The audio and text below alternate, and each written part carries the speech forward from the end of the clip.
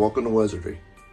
In this video I'll be working with some Reaper miniatures again, the metal ones from Dark Heaven Legends, Saber-Toothed Cat, and Frolic. I'm also going to be able to use some more Nightmare Landscapes materials, the basic materials again, trying out their UV resin and their snow effects. We interrupt this pre-recorded intro to bring you this important logo update. Do you like the logo? Want some merch? Let me know at wizardry@gmail.com. We now return you to your regularly scheduled program. Should be a really fun project, and I hope you enjoy it. So let's get to it. Here's a cat I painted in a more traditional manner. When I was young, this is basically what all saber-toothed cat art looked like. While I do like this paint job, it's not the look that I was seeing in my mind's eye for this diorama. I had more of a snow leopard type of look that I had in mind, grays and blues, so that's what we're doing on this one.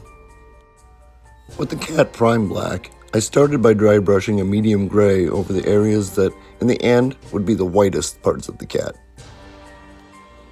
I then mixed in blue to add depth and variation to the gray.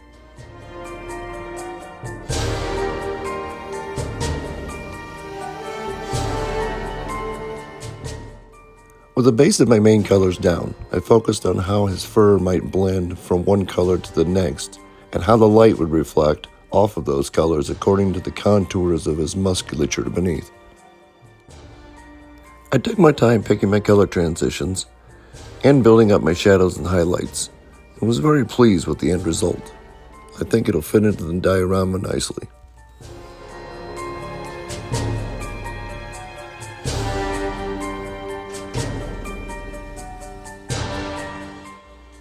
Next, it was on to Frilla. My plan was to make her a bluish-skinned ice giant with platinum blonde hair, so I began with a blue base for her skin. I did this over several thin layers, keeping the darkest shades towards the shadows, and started to block in her hair color.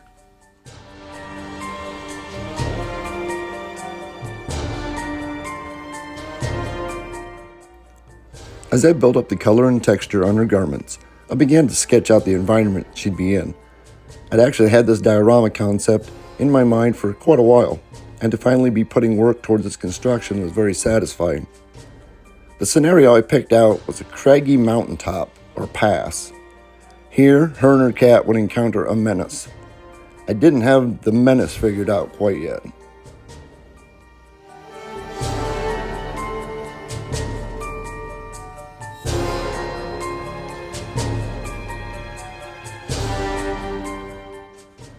I had this piece of foam left over from another project.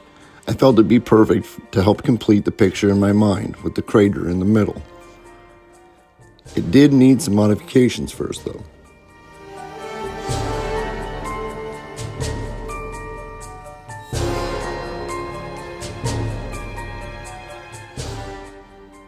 In the beginning I had a different idea and had primed this piece for a different base. So after a change of plans, I got to work on the craggy mountain. I kept this process random. I wanted a certain look and flow to the piece, but I didn't want it to look intentional.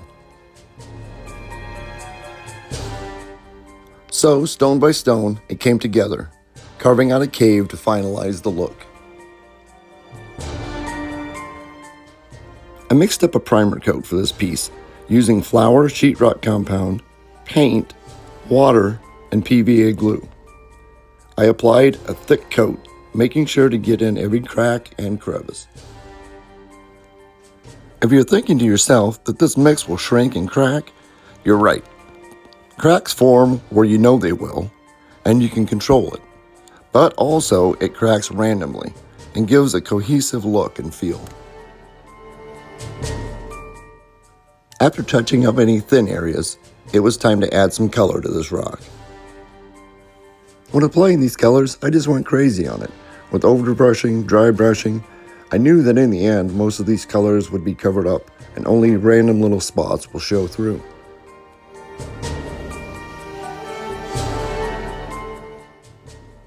Now that my rock looked like Fred Flintstone had a rave at his house, I mixed up some homemade wash to conserve on my supply of washes from Nightmare Landscapes. I started with a dark, rich brown, and while it dried, I set to work prepping the base.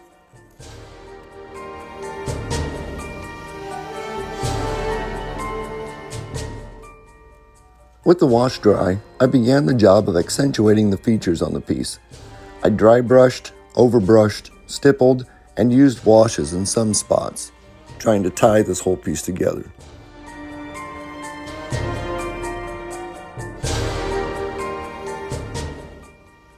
You may have noticed a tree on the left of the screen in the previous footage.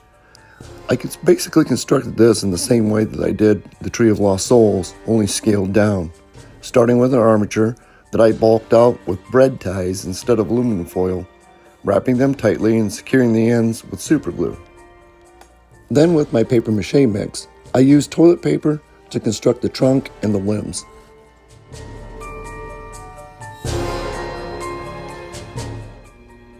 After the paper mache had dried, it was time for an overbrushing of dark gray.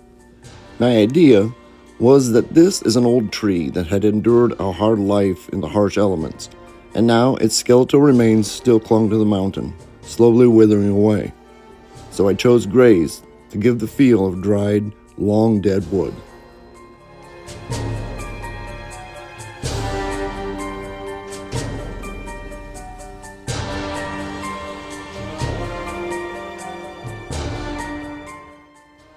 Leaving only grays on the tree would have left it looking incomplete. So after working my dry brush to an almost pure white, I came in with some browns to add some depth of color and show a glimpse of the life that had been within the wood. With the tree firmly planted, it was time to landscape using my homemade ground cover and basing materials from Nightmare Landscapes. I thoroughly enjoyed using Nightmare Landscape snow effects. One is a chunky mix that looks like wet, melted, or melting snow. That's what I'm using here to build drifts and patches. In areas where I wanted it to look as though the snow may have been blown or freshly fallen, I topped the chunky snow effects with the creamy snow effects. This gave me the look that I was going for. When the creamier one dries, it looks like freshly fallen snow. As things were coming together on the mountaintop, I became more and more aware that I didn't have a nemesis for the duo that I had ready to be facing off against. Buying another miniature that would fit into the scene was actually a pretty easy thing to do. But I had this Reaper Bones Troll King that had a lot of what I was looking for. So I decided easy is as easy does, and dismantled him to salvage whatever I wanted and create my own creature. After drilling some pinholes and doing some pinning, I was ready to sculpt. I used a 50-50 epoxy sculpt milliput blend, roughed in his staff, and then got to work on his horns.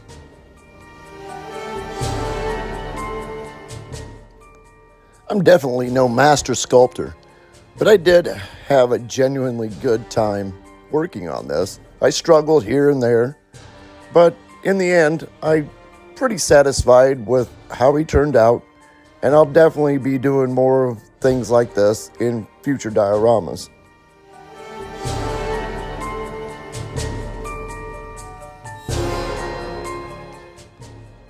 As you can see, I used the super glue baking soda filler techniques here so that I could conserve on my milliput a little bit. In areas where I really didn't need it, just needed some good filler.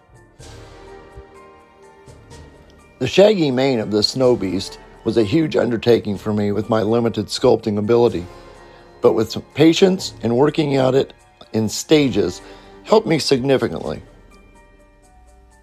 For me, learning at what stage of curing is best for the sculpting that you have planned was key.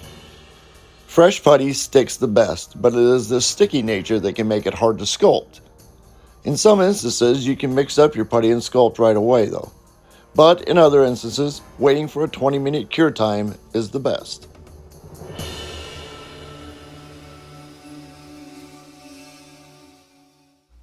As my creation took form, I realized I'm not really sure what he is. An elemental? Or some type of troll? Maybe an ice demon. I guess in the grand scheme of things, it doesn't really matter, but having some lore or a backstory usually goes hand in hand with me during one of these projects.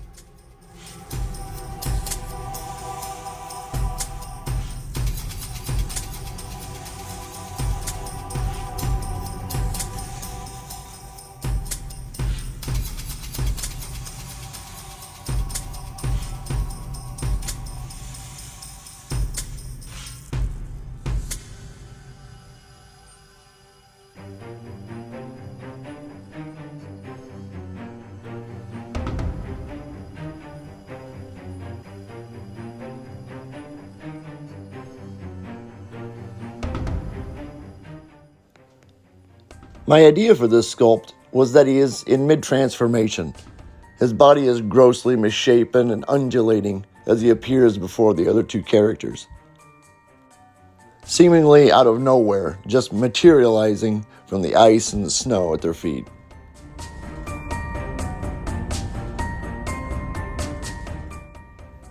And here he is, all primed and ready for paint. I figured since he was emerging from snow and ice, that I should stick with the cool colors I'd been using throughout this build. I made sure to incorporate a lot of texture in my paint job, as well as trying to convey a look of dirty snow and ice forming his body. With the snow creature painted, I was ready to attach the figures to the diorama and add the finishing touches. Mixing PVA glue, white paint, and water, I began to build drifts of snow with cotton balls. This allowed me to construct large drifts without wasting the Nightmare Landscape snow effects. After the cotton had dried, I covered the drifts with my Nightmare Landscape snow effects. I feel this gave me a very awesome effect. I should mention, in an upcoming video here soon, I will be using Nightmare Landscape's texture paints. Here I'm using Nightmare Landscape's UV resin, because it's gonna need some icicles.